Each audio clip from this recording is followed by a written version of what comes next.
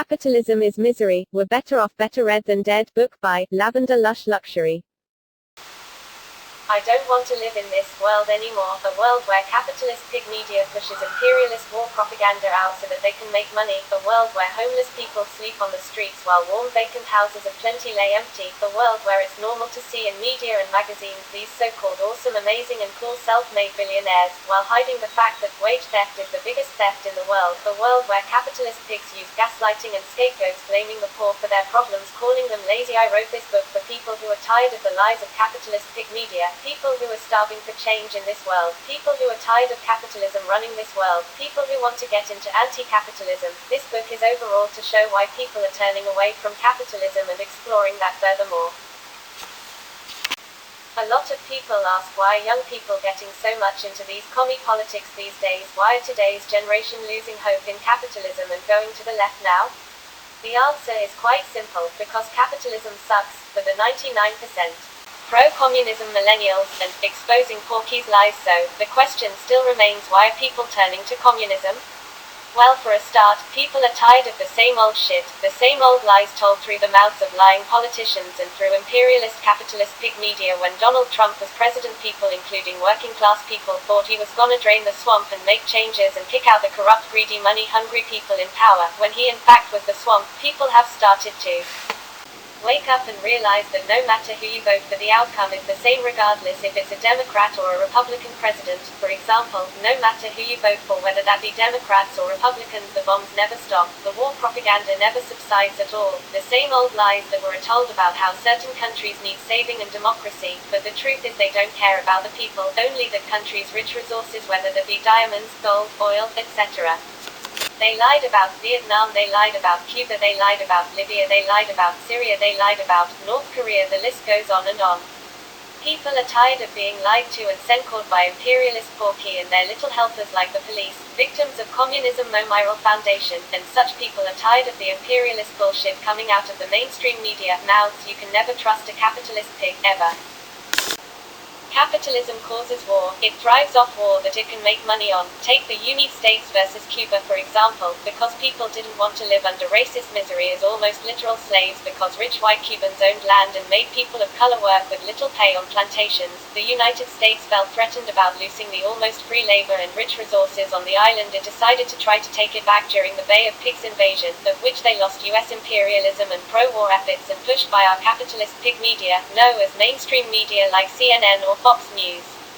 They push out propaganda so the bankers can make money off war.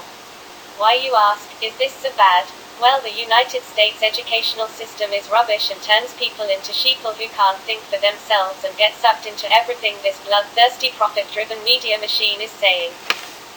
His is one of many reasons I have become a Marxist-Leninist, and as Fidel Castro once said, I am a Marxist-Leninist, and will be until the last days of my life. Also, these quotes from Thomas Sankara hit home why I am one. Imperialism is a system of exploitation that occurs not only in the brutal form of those who come with guns to conquer territory. Imperialism often occurs in more subtle forms, a loan, food aid, blackmail. We are fighting this system that allows a handful of men on earth to rule all of humanity.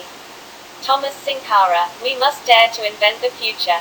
Thomas Sankara, while revolutionaries as individuals can be murdered, you cannot kill ideas. Is one of my favorite quotes that I use in my YouTube channel intro trailer at the beginning of each video I do. Thomas Sankara was later killed and murdered in a coup by the colonizer capitalist pigs. This quote's ring true to people. We all must stand up and fight. It's better to die standing up than to live on your knees. Thomas Sankara, upon seizing power, immediately got rid of the government's expensive car collection, replaced them normal cars, and even reduced his own salary for himself during his time in power. Porky hated what Thomas Sankara was all about. They hated they couldn't exploit his country people or resources, and he was killed and murdered for it. These are some of Thomas Sankara's achievements while he was alive in his country. He put an end to foreign aid because it is used by first world countries as such to control poor countries. He also gave the land and distributed it to the poor. He also banned female genital mutilation, forced marriages in support of women's rights. Those are just some of his major achievements from his country. He cared about his own people and the poor, and was killed because capitalist pigs wanted more money and are never happy with what they already have. They are always looking to exploit anything that will make them big bucks. Capitalism's predatory greed has no bounds and no moral compass, and neither does Porky. That's the enemy we are dealing with, a very dangerous one at that, who uses propaganda and gaslighting to manipulate everyone around them, one that gets away with murder just because they have a lot of money. The capitalist pigs are trying so hard to get rid of and censor with their censorship alternative pro-communism news outlets like Telesur English, Crimes of Britain, the Free Thought Project and other socialist media outlets that speak out against capitalism, and a anti-capitalist Facebook is an example of this. Multiple times Telesur English was taken down for no reason. The capitalist pigs are so scared, trembling with fear.